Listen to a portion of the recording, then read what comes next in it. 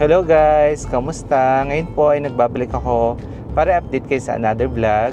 For today's video po, papunta po tayo ng Asingan, Pangasinan at mag-install po tayo ng cortina. Kasama sa mga na-ocular natin to dati. Ngayon, mag-install na po tayo. Sa ngayon po halos marami tayo nagiging project po sa Pangasinan lately. And marami pala tayong mga subscribers dyan, no? Kaya sunod-sunod po tayo dyan. Tapos yung bahay po ng client na lalagyan natin ngayon parang palasyo. Sobrang laki po ng bahay nila. Tapos ay papakita ko na lang po sa inyo yung mga gagawin namin doon. Then yung ilalagay natin cortina doon, lately mabenta yung color gray. Naging sunod-sunod na project namin ito is puro gray. Sa ngayon po dito na kami sa Expressway. Ayan, sa Clark. Patarlac na po kami niyan.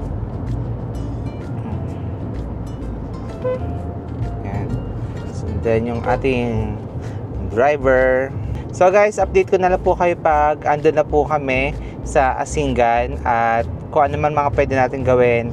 Ayan, share ko po sa inyo. And now mga ka-viewers, nandito na po tayo sa bahay ng ating client. So talagang mansion na mansion po ang datingan. Alam niyo po ba, meron pa po yung basement. Talaga po nakakagulat talaga yung mga nagiging kliyente natin ngayon kasi napakalalaki po talaga ng mga bahay po nila. Bago kayo magbutas, magtatanong kayo sa akin, no? Para maiwasan magkamali. Yung mga curtain box, pag hindi pumasok talaga, hindi kaya, doon tayo kukuha sa baba na lang. Okay lang kahit matakpan yung curtain box, no? Tapos, medyo malaki tong bahay, tuturo ka na lang sa inyo yung mga lalagyan. Meron kasi mga part dito hindi lalagyan. No? Basta magtanong muna kayo. Pero unahin natin muna yung kwarto. Para mabilis tayo kasi ito mataas. Huli na lang natin to, no? Tapos yung yung plancha, maganda ha. Kasi kailangan maganda yung pagkakaano natin, no? Sige. Ikaw, anong gagawin mo, JP? Mag-a-assist ka sa kanila? Kay Kuya Richard ka mag-a-assist. O sige, yun lang. Mag-start tayo. Saan muna tayo? Dito sa baba. Ito, bedroom number 1, no? Hindi naman talaga papasok yung ating cortina. Bracket talaga. Dito lang tayo kukuha sa baba. No? Kasi hindi naman natin may papasok. Tapos kung anong finish syempre na ito, pare-pares ng lahat, no? Susundan ko na yung kontrado na yan siya. Para tatakpan natin yung butas. Oo, matatakpan naman siya, no? Kasi asphalt naman. Sige, ito yung unahin natin lagyan, no?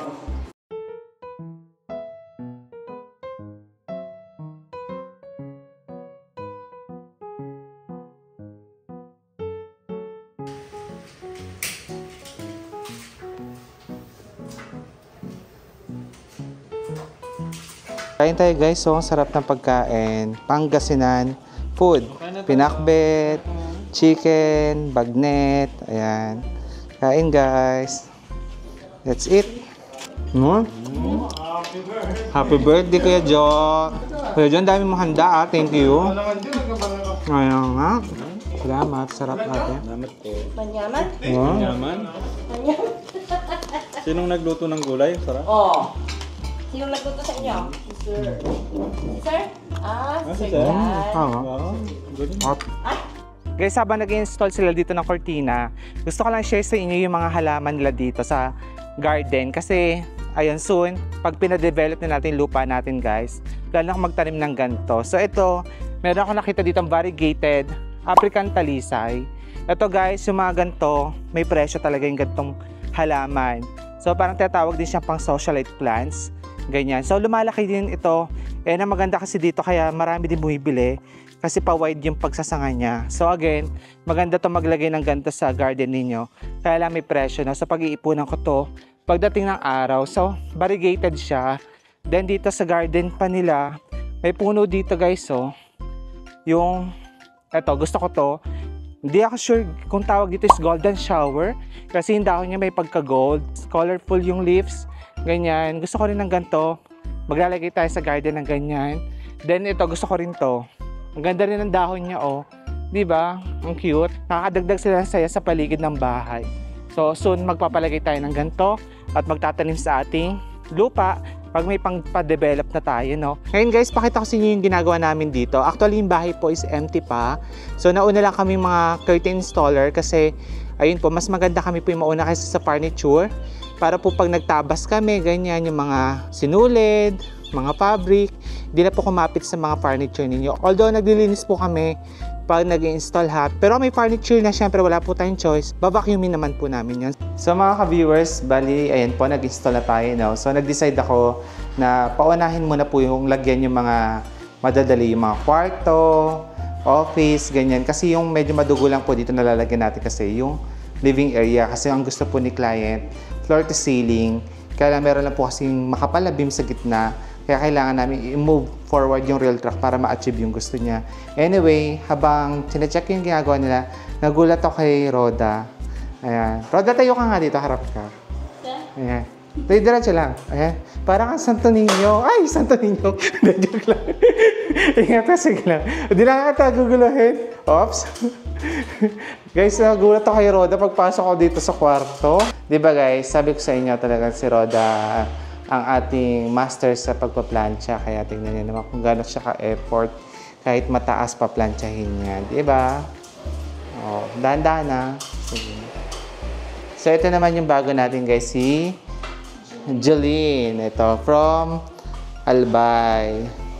Hopefully, magkaroon tayo ng mga Legazpi project para makapasyal sila guys. Ayan. Para isang ano na din, segue na doon, no? Tama ba, Jeline? Request tayo. Request tayo, baka meron may gusto. So, ayun guys, bali dito naman tayo sa sa sala kasi lahat po nalagyan na ng rail track eh. Ito na lang yung sala yung nilalagyan.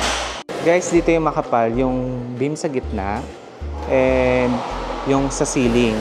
So, ang gusto again ni client, gaya na sinabi ko, gusto niya floor to ceiling. So, i-move forward namin yung mga track para, ayan, maganda yung pagkabagsak ng kortina niya dito.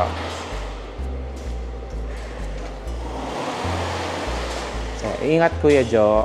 Time check mga ka-viewers, bali ngayon is 11:30 PM. And still, ayun po, nag-install pa rin kami. Although, bukas po i-continue namin yung work. Ngayon po, dito na kami matutulog po sa bahay po ng client. So, cowboy na lang po. No? So, meron naman kami mga dalang damit, ganyan. Umaabot po kasi talaga siya ng 2 days. Pag po talaga malalaki po yung project. Lalo na po ngayon, nagdagdag pa po si client ng mga areas na lalagyan ng kortina. Kasi natuwa po sila. Kasi meron kami dito natapos na eh.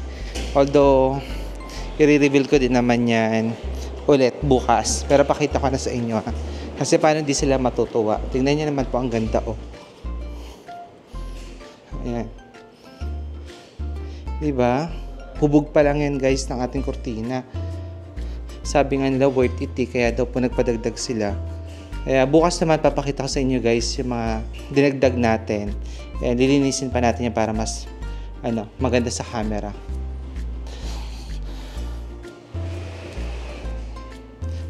Happy sila dyan kahit ito pa lang natatapos natin. Sa second floor guys, mga nakasabit na yung mga kortina doon. Pero bukas na yung finishing. Kasi kailangan na mag-rest. Ako mag-rest, pati yung mga installer natin, di ba? Kaya ayan, so ligo na tayo para makapagpahinga na. Guys, bali tapos na tayo maligo. Bali ito yung tutulugan natin. So, napakabait ng client natin dito, no? Talaga ngayon. Pagpasensyon nyo na yung natin, na book natin. Pero, ayan, yung ceiling fan, bed, tapos yung kasama natin. Tapos guys, ito may CR naman. Then, meron naman yung mga kasama din natin guys, yung mga installer. Pakita ko lang din sa inyo, no? Saka check ko lang sila kasi andun pa yung iba. Marami nagtatanong kung ganito kahahaba daw po yung kortina. Paano daw ang maintenance niyan? Ito po kasi kailangan ng manpower pag po tatanggalin at ikakabit. So kami nag-install, kami din po ang magme-maintain niyan. So pwede po kayo magpa-service ng yearly o kaya every 2 years, depende po sa inyo. Tomorrow. So guys, ngayon ay umalis muna tayo sa Asingan. Habang nag-install sila, napunta tayo dito ng Urdaneta dahil meron tayong subscribers dito na susukatan ng kortina. Ito siya oh. Ayan. So ngayon tara, samahan nyo lang kami magsukat at check natin yung bahay nila kung pwede, no? Ganon. So tara, magsukat po tayo. Ito po yung bahay ng ating subscribers na possible na maging client po natin. Pinapunta po nila tayo dito para sukatan po yung mga bintana nila since wala pa pong kortina. And alam nyo po ba, dati na daw siyang nanonood sa atin at nakikita daw po yung mga kurtinang ginagawa natin. Kaya plano din daw po nila magpalagay. Anyway, gusto ko lang po magpasalamat sa mga client natin. Thank you po sa mga pagkain na pinapakain nyo po sa amin. And mga ka-viewers, bali ipapakita ko na po sa inyo yung aming finished product. So sa totoo lang, 2 days po kami nagtrabaho dito. So dapat kaya siya ng 1.5 day. Kaya lang po si client talagang habang tumatagal kaming magtrabaho dito at habang lumalabas ang ganda, ayun, naakit si client at nagpadagdag pa po siya ng 4 po na curtains po ulit. So alam niyo, from small project to big project tayo, mga ka-viewers, talagang sobrang in demand natin. Gusto ko lang muna magpasalamat pala sa mga nagpapagawa at kumakontak sa atin. Ngayon, ito na. Bali, ang nilagay natin dito mga ka-viewers is smoke po ang color nito, plain. And ang sukat po nito, ayan, ganyan siya kataas. Tapos ang ginawa namin is mala L-shape po. And kung napansin nyo po, talagang hindi kami nagtitipid sa fabric, siksik. At maganda po talaga yung pagkakapanel ng kortina. Gaya po na sinabi ko kasi, mga ginagamit po namin yung accessories, materials, lahat po yan ay quality. Kumbaga merong Class A, kami po standard po ang gamit namin talaga. So again, ito po yung finished product natin sa living area.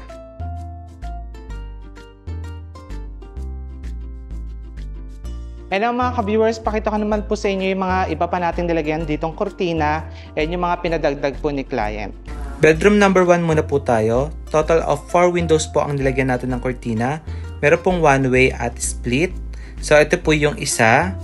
Ayan. So again, ito po yung finished product natin sa bedroom number 1. Naglagay din po tayo sa office po ng client. Dito po na iba yung kulay kasi binagay po natin yung kulay ng kanilang kortina sa mga cabinet po. Nung una po wala po ito sa plano pero pinalagyan na rin po ni client kasi soon gagamitin na rin po itong area na ito. Ito naman po yung meeting area nila. Nilagyan din po natin ng kortina which is additional po nila ito. Ito naman po yung finished product natin sa bandang hagdanan papuntang basement. Ito po yung hagdanan. Malaki po talaga yung bahay. Anyway, ayan po, wall to wall po ang finish ng kortina natin dito. So mga ka-viewers, habang nagbablog tayo dito, meron tayo dito mga audience. Ayan. Ma'am, ano masasabi nyo sa kortina? Napakaganda. So highly, recommended. Talagang quality. Thank you po ma'am ha. Bali dito sa hagdanan, kung napansin nyo, meron pa po natira ditong bintana. So dito po, pina-finalize pa po kung ano yung pinaka-best na gagawin ko. Lalagyan pang kortina or hayaan na lang po na may papasok na direct sunlight sa loob po ng bahay. So next natin ipapakita mga ka-viewers yung mga kortina dito sa second floor. No? So type ko lang talaga itong hagdanan nila. Ang lakas syala talaga. Parang ito talaga yung mga nakikita ko sa sa mga mansyon, ganyan. Dito po sa kwarto ng anak nila, same color din po yung pinalagay ni client, smoke. Kung napansin niyo po, pare-parehas lahat po ng kulay, no? Kasi ang gusto daw po ni client, at least daw meron na silang isang set na kulay. Tapos dito po sa office, smoke din po yan. Actually, mga rooms po dito talagang maluluwag, although talaga napakalaki po ng bahay. And ito naman po yung room ng isa pa po nilang anak. Bali, isang bintana po yung nilagyan natin dito. Then yung nakakalula po yung master's bedroom nila, sobrang luwag. Parang isang bahay na nga po ito sa laki. Anyway, ito po yung mga kortina natin. Dito po banda, meron pong huge na sliding door papunta sa kanilang balcony. Ayan. Then dito po sa pinaka-bedroom nila, naubusan po tayo ng tassel. To follow na lang po kasi nga po nagpadagdag sila ng kortina. And now mga ka-viewers, kung nagustuhan nyo po yung gawa namin at gusto nyo rin po magkaganitong bahay, mangarap po tayo lahat at magdasal. Joke lang. Ngayon po kung gusto nyo magkaroon po ng ganito kagandang kortina, mag-inquire lang po kayo sa aking Facebook, Billy Toledo Vlog, and dyan na rin po yung contact details namin para iwas scam na po. Again, mga ka-viewers ha, kung gusto niyo po magpalagay ng kortina, nagpaplano po kayo, maganda po mag-inquire kayo at magpabook po na maaga. Kasi ako na po nagsasabi, mabilis po tayo mabook ngayon. Again, maraming salamat po ulit sa panonood. Sana meron po kayo na akong idea. Ingat po kayo and God bless. Bye-bye!